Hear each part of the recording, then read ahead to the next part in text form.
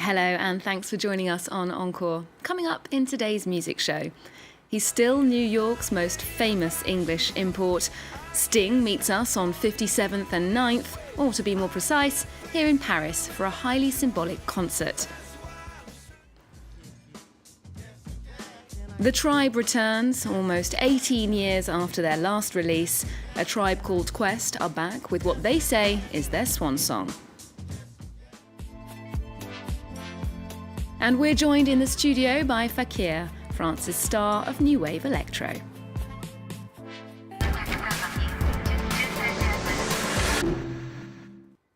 Fakear, thanks so much for joining us. Hi. Thank you. And I'm joined, of course, by Rochelle Harrison-Pless, our music critic. Hi, Olivia. We'll be going through the new releases in just a minute. But let's start with you, Fakear. Your debut album, Animal, has been released this year. You've been described as part of this new wave of French electro. But listening to this album, it feels quite international. What are the influences there? Yeah, I was not very influenced by the French touch or something from France. I actually discovered electronic music by discovering labels, Ninja Tune or American electronic music. So it's very influenced by, the UK scene or the US scene, but not quite the French. So, yeah. Okay, a bit of something from everywhere. Well, let's take a listen to one of the tracks from the new album. This is the eponymous Animal.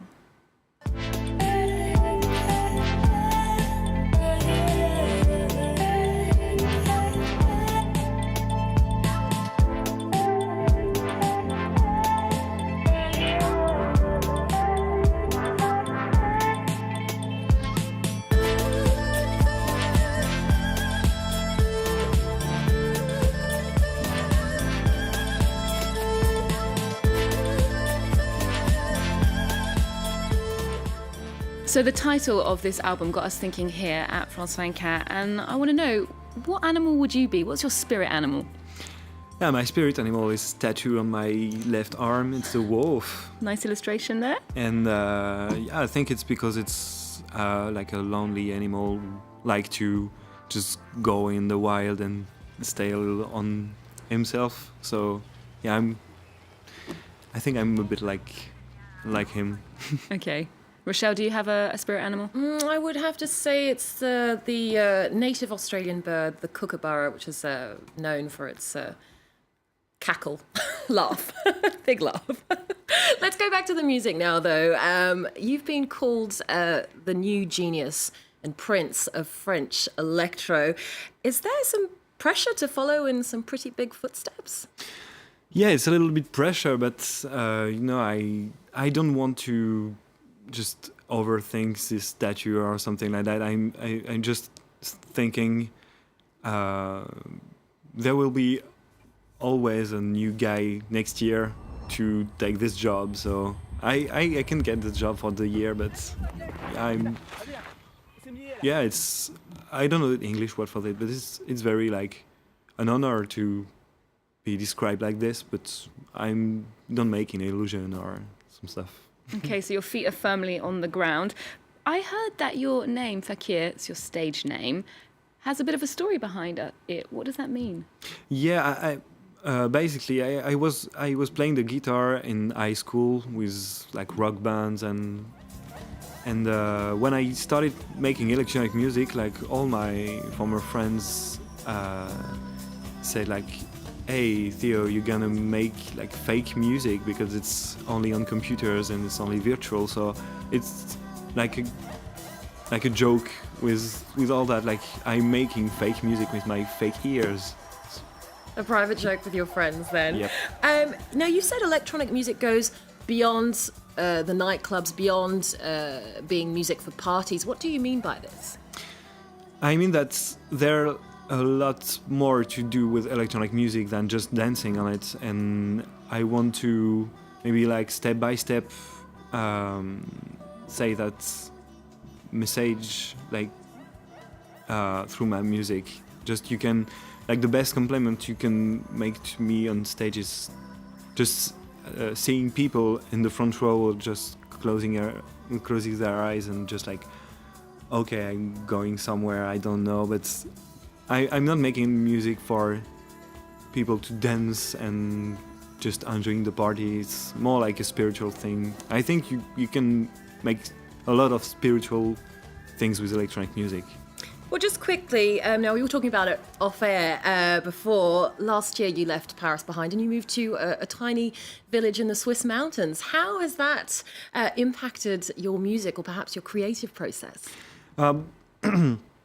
First, I moved to Switzerland because my girlfriend lived here, and I met her at like a gig a year ago in Switzerland. I just moved to Switzerland to join her, and when I moved there, I realized that Paris was I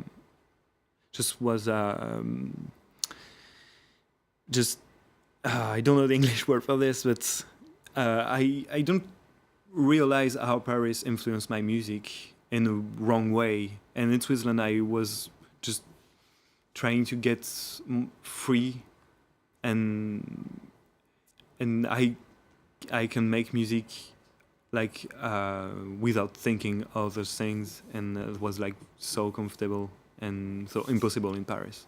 Well, Paris does have a very specific scene, and in talking of live music, it's been announced that Sting will be the first musician on stage at the newly reopened Bataclan this week. That's going to be a very symbolic show, I believe, Michelle. Indeed, Sting will be the very first artist to play the Bataclan since the Paris terror attacks of last year. The show is set for Saturday, November the 12th, the day before the one-year anniversary. He'll be donating proceeds from the gig to two charities offering aid to victims and their families. And he said, it's really important to not just remember those and honour those who were killed, but also to celebrate the life and the music that the Bataclan represents. Well, there's been some concern that live music, clubs, nightlife, that kind of thing has been dying somewhat in recent years here in Paris. Do you think there's resistance from your generation, for example? I think there are like a lot of way to enjoying music these days, and especially for our generation. So I think they're not dying, but more spreaded, like in like a concert hall venues and nightclubs, and all the venues are step by step making the same thing, like electronic music shows or DJ set, but it's the same artist in all the venues. So I think it's more like spreading everywhere. It's evolving, that's true. Now, Sting's fans will be getting to hear material from his new album, 57th and 9th at the Bataclan. France 24 sat down with Sting to have a chat about that new record and more. Let's hear from him. It's an intersection in Manhattan that I would cross every day on the way to work from my home on the west side to my studio. And, it represents the city and the noise, the drama, the social drama, the architectural drama, the clamour of the city, which I find very inspiring.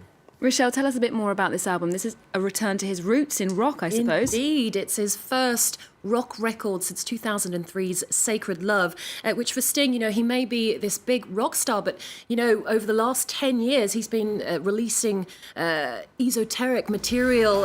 He's experimented with 16th century lute music, Christmas tunes. He's had a Broadway show, so he hasn't been doing rock over the last decade.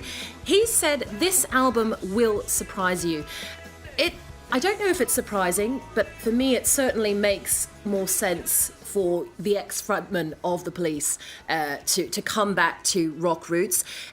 Takes us back to electric guitars, catchy pop hooks, thoughtful lyrics. At 50,000, for example, the track at 50,000 reflects on the deaths of cultural icons such as David Bowie, Prince, and Motorhead's Lemmy, and he also addresses climate change on One Fine Day. The first single, which is the one we're hearing right now, is I Can't Stop Thinking About You, which is really sort of energetic, upbeat tune. And of course you can check out the full interview with Sting on Friday and on our website. Well, next we're going from a rock legend to hip-hop legends. A Tribe Called Quest to release their first album, well, they are releasing it right now, in 18 years, and it's set to be their last, I believe. That's right. Sad news, but it's their final opus due to the death of founding member Phife Dawg earlier this year. He passed away from diabetes complications in March, while the album was still being recorded, actually. actually.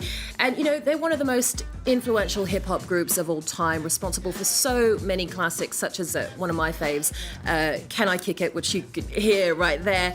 Obviously not from the new album. They were inspired to make the record after reuniting on stage for a TV appearance last year to mark the 25th anniversary of their debut album. So, in the new album, We Got It From Here, Thank You For Your Service, is an album overshadowed by loss, but they say they were driven to finish it for their friend, to pay tribute to their friend. And there's an impressive lineup of guest artists on board. Jack White, Andre 3000, Elton John, Kendrick Lamar. Well, certainly a very impressive way to wave themselves goodbye. Michelle, thanks so much for joining us this week. That's all we've got time for. And Fakear, thanks for being in the studio. Thank you. You can catch Fakear live at the Zenith in Paris this week as well. Remember, you can get more news on our website. You can also keep up with Encore on our social media channels. There's more news coming up on France 24 after this.